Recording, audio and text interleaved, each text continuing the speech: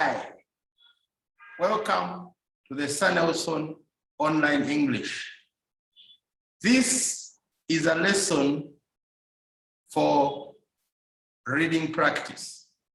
Listen to the recording, copy the sound, imitate the reader, and speak like him.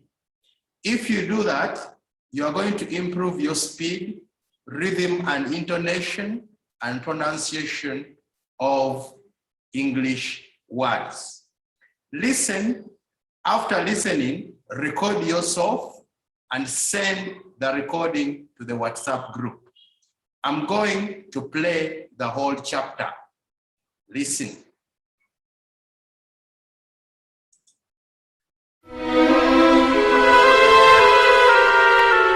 Part 3. Aunt Betsy. In London, I worked in a factory. I washed and put labels on bottles all day.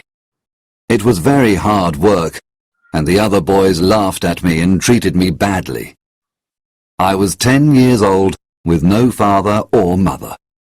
I was very unhappy. I lived with Mr. and Mrs. Micawber and their children. Mr. Micawber was a tall man with a bald head like an egg.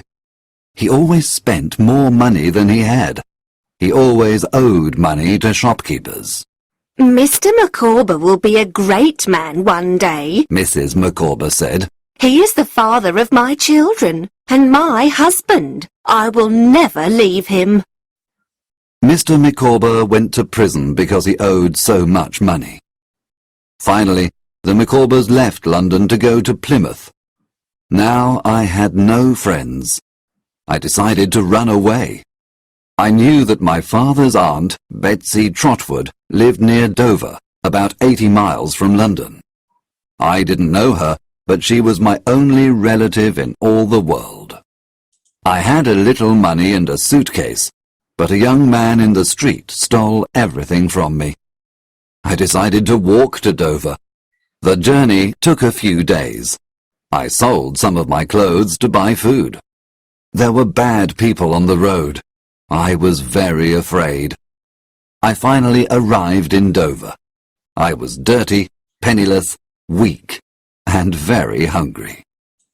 In Dover, I asked where Miss Betsy Trotwood lived. I walked up to the top of a cliff.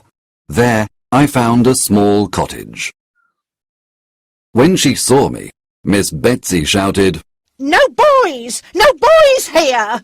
"I am David Copperfield." She was very surprised. She called Mr. Dick, a man who stayed with her. He was simple but very gentle and kind. "What can we do with the boy, Mr. Dick?" she asked. "Give him some food, wash him, and put him to bed," he replied. "Excellent advice, Mr. Dick," she said. I soon discovered that Aunt Betsy was very kind. She wrote to Mr. Murdstone and told him where I was. 2 days later, he arrived with Miss Murdstone. "He is a very bad boy, Miss Trotwood. We will take him home and punish him." My brother was very kind to him and found him a job, but he ran away, explained Miss Murdstone. I trembled. Aunt Betsy asked Mr. Dick. "What can we do with the boy?" "Buy him some new clothes," said Mr. Dick. "Leave my house," said Aunt Betsy to the Murdstones. "I believe you mistreated this boy." She shouted. "I'll look after him." I was safe. Record yourself. Make sure you remember to imitate, to copy what you have heard. Read at the right speed. Read with the right pronunciation, rhythm, and intonation.